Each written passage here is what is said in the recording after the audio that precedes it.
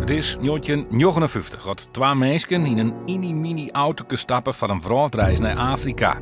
Het binnen de doel nog 21-jarige Dini Kalverboer en de 22-jarige Vechter van Sloten, die met een gogo-mobiel door het continent reizen hier.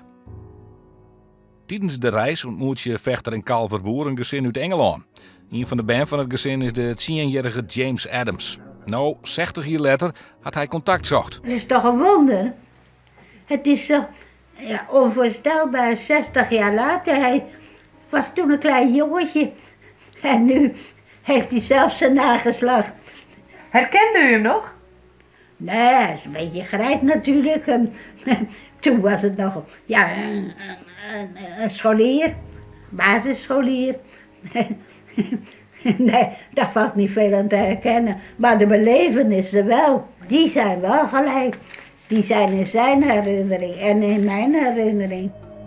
Adams weer vooral onder de indruk van de Lietse auto met Kalverboer en Van Sloten met reizigen.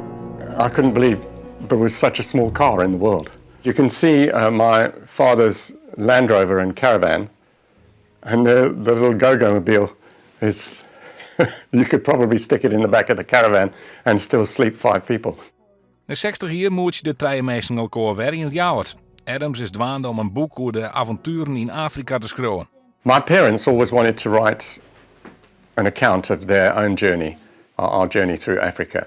And so I've got their diaries and their film and photographs. They never got around to doing it. You know, they were too busy working, and so I'm doing the task in memory of them. And Dini and Vechter were very much part of the story, not just once but twice. Happy reunion, because that was our second meeting, Bulawayo, December the 21st, 1960. Here's to the next time.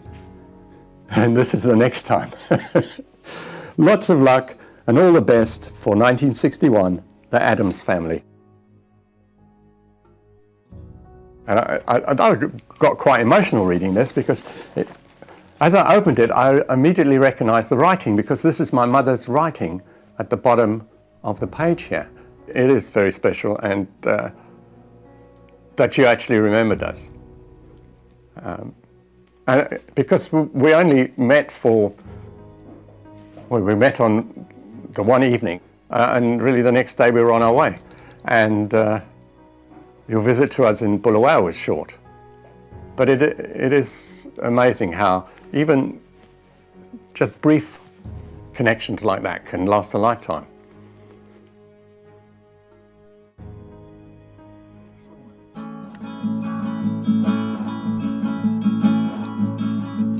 La fienne el negro chupó, vayan el negro vayan, repica la chupó baila a la mujer.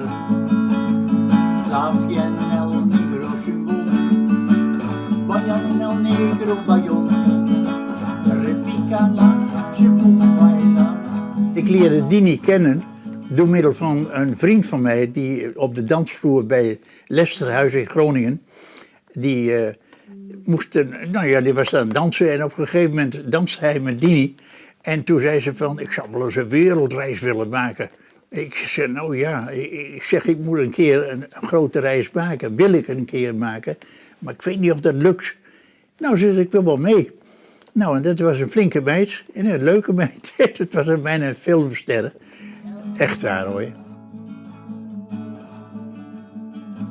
Wij waren niet een verliefd stel. Maar we hebben op aanleiding van ervaren journalisten wel ringen moeten dragen. Want dat opende heel veel deuren.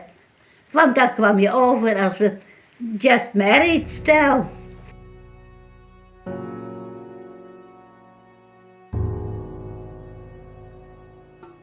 Dan kom je terug in Nederland. Oh, en dan krijg je opmerken, jullie waren niet getrouwd? Nee, je hebt 3 jaar met een man geleefd, samen geslapen. Ja, maar wel, iedereen in onze eigen slaapzak. Ja, dat was ook helemaal geen punt.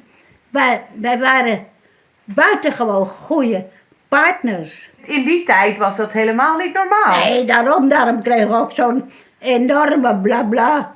Schande, schande, schande. Nou ja, nu zijn het trendsetters.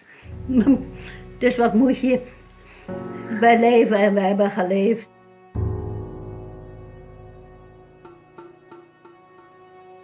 I think there's like a bond between trans-African travellers, particularly of that era, because in those days we didn't have the sat-navs and GPS and all that sort of stuff. We didn't have Lonely Planet guides and all that.